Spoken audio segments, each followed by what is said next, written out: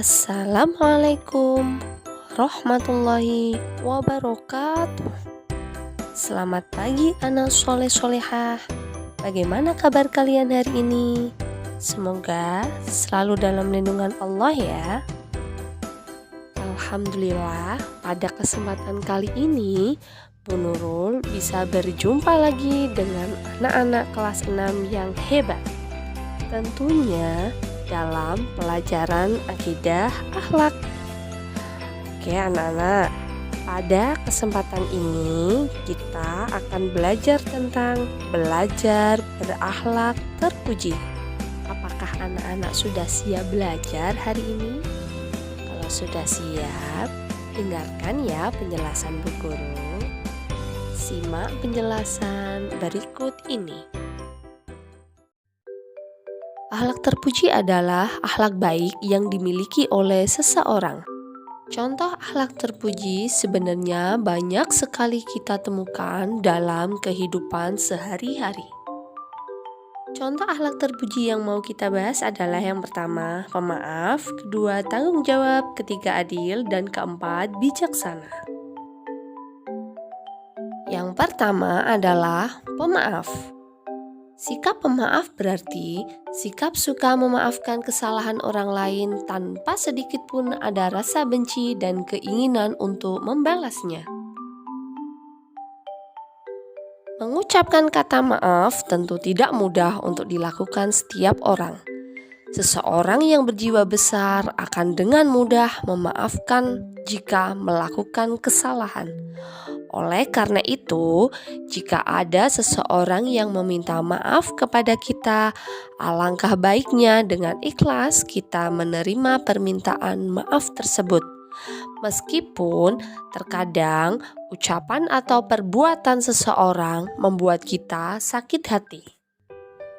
Sebagai contoh nih, pernahkah kalian memaafkan orang yang tidak sengaja merusak barang kalian? Jika ada teman kita yang merusak barang milik kita, sebaiknya kita memaafkannya. Sebagai manusia biasa, memaafkan dan melupakan kesalahan orang lain pastinya tidak dapat langsung dilakukan begitu saja. Memaafkan sekaligus melupakan kesalahan orang lain yang telah menyakiti hati memang tidaklah mudah. Namun, sebagai orang Muslim, kita harus senantiasa belajar memaafkan sesama dengan ikhlas. Dengan menjadi pemaaf, kita akan belajar untuk menjadi orang yang lebih sabar dalam menahan amarah dan menjaga hati dari sifat-sifat buruk yang timbul karena nafsu diri. Anak-anak, bagaimana ya jika kita tidak mau memaafkan kesalahan orang lain?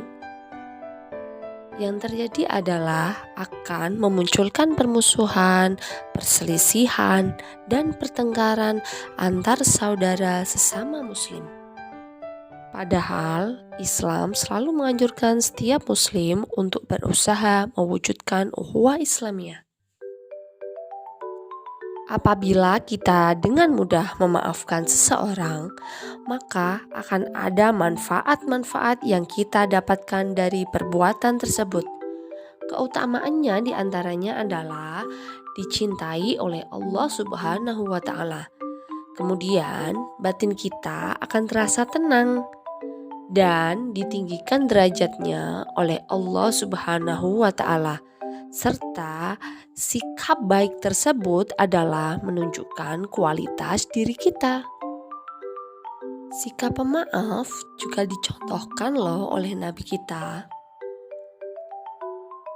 Nabi Muhammad SAW ketika dakwah, beliau ditolak oleh Ibnu Abdi Yalil bin Abdi Kulal. Bahkan Rasulullah SAW dicaci maki, namun Rasulullah tidak marah, tapi malah mendoakan agar anak cucu dan keturunan Ibnu Abdi Yalil bin Abdi Kulal mau menyembah Allah Subhanahu wa Ta'ala. Hebat ya. Baiklah anak-anak, sekarang kita perhatikan gambar berikut ini. Sedang apakah mereka? Ya, benar sekali. Mereka sedang melaksanakan piket harian. Sekarang perhatikan gambar berikutnya. Sedang apakah siswi ini? Seperti halnya kalian, ia sedang belajar dengan tekun. Dari gambar tersebut, kita bisa simpulkan akhlak terpuji apakah yang mereka miliki? Tanggung jawab. Tanggung jawab merupakan kesadaran akan tingkah laku dan perbuatannya yang disengaja maupun tidak disengaja. Tanggung jawab juga berarti berbuat sesuatu sebagai perwujudan kesadaran akan kewajibannya. Tanggung jawab merupakan perwujudan dari sikap amanah yang artinya dapat dipercaya. Tanggung jawab adalah kewajiban yang harus dilakukan sebagai akibat dari perbuatan yang dilakukan. Sebagai seorang pelajar, tanggung jawab kalian adalah belajar. Maka dengan belajar, kalian telah bertanggung jawab terhadap tugas yang kalian miliki. Maka tanggung jawab sering dikaitkan dengan kewajiban. Sikap tanggung jawab harus dibiasakan dalam kehidupan sehari-hari dengan cara selalu ingat kepada Allah bahwa semua perbuatan manusia di dunia akan dimintai pertanggungjawabannya. Yang kedua adalah berani mengakui kekurangan diri sendiri. Yang ketiga adalah siap menerima resiko apapun yang telah kita perbuat. Dijelaskan dalam Quran Surah Al-Mudaththir ayat 38 yang berbunyi, Bismillahirrahmanirrahim, Kullu nafsim bima kasabat rohina. Yang memiliki arti adalah setiap orang bertanggung jawab atas apa yang telah dilakukannya. Adapun hikmah memiliki sifat tanggung jawab diantaranya adalah yang pertama, dipercaya oleh orang lain. Jika kita melaksanakan tanggung jawab dengan baik, kita akan dipercaya orang lain. Kita juga mendapatkan pahala dari Allah. Sebaliknya, jika kita terbiasa melalaikan kewajiban, kita akan diabaikan orang lain dan jauh dari ridha Allah Subhanahu wa Ta'ala. Sikap tanggung jawab harus kita terapkan dalam kehidupan sehari-hari. Di antaranya adalah yang pertama, menjalankan semua kewajiban kita baik sebagai seorang muslim, seorang siswa, dan sebagai anak, dan sebagainya. Yang kedua, melaksanakan dengan sungguh-sungguh tanggung jawab yang diberikan oleh orang lain kepada kita. Orang yang bertanggung jawab pastinya akan disenangi oleh semua orang. Sebagai khalifah di muka bumi ini, maka kita harus menjalankan setiap tugas yang dibebankan kepada kita dengan rasa penuh tanggung jawab. Akhlak mulia yang ketiga adalah adil. Secara bahasa, adil artinya tidak berat sebelah atau tidak memihak, atau menempatkan sesuatu pada tempatnya. Menurut istilah, adil adalah suatu sikap mutlak yang tidak menunjukkan kecondongan suka atau marah. Jadi, menjadi adil adalah sesuatu yang sangat penting dalam kehidupan sehari-hari ya, teman-teman. Sebagai contohnya adalah sikap adil yang diberikan seorang ayah kepada anaknya ketika membelikan suatu barang, tentunya sesuai dengan kebutuhan mereka. Contoh selanjutnya adalah ketika kita belajar di sekolah. Guru akan memberikan penghargaan kepada siswa yang rajin, begitu pula sebaliknya. Guru akan memberikan teguran pada siswa yang kurang rajin dengan bijaksana. Contoh lain ketika dalam permainan sepak bola, seorang wasit juga harus berlaku adil agar pertandingan berjalan dengan lancar. Berlaku adil dalam Islam ada 3 bagian. Yang pertama adalah berlaku adil kepada Allah Subhanahu wa Ta'ala dengan tidak mempersekutukannya, menaati perintahnya, tidak melanggar larangannya, dan mensyukuri nikmatnya. Yang kedua adalah berlaku adil terhadap manusia. Berlaku adil dalam menetapkan hukum terhadap manusia. Yang ketiga adalah berlaku adil terhadap keluarga. Artinya tidak ada rasa pilih kasih dalam keluarga sehingga terjalin keluarga yang damai. Lawan dari kata adil adalah zalim.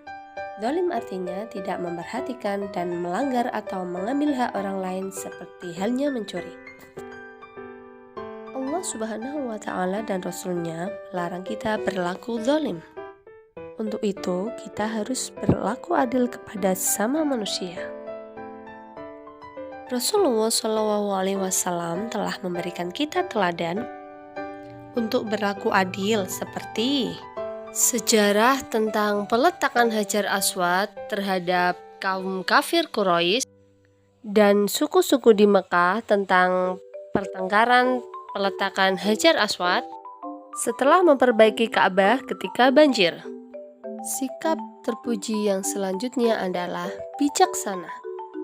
Bijaksana disebut juga al-hikmah, yaitu perkataan yang benar dan pasti atau perkataan yang tepat lagi tegas diiringi dengan dalil yang dapat mengungkapkan kebenaran.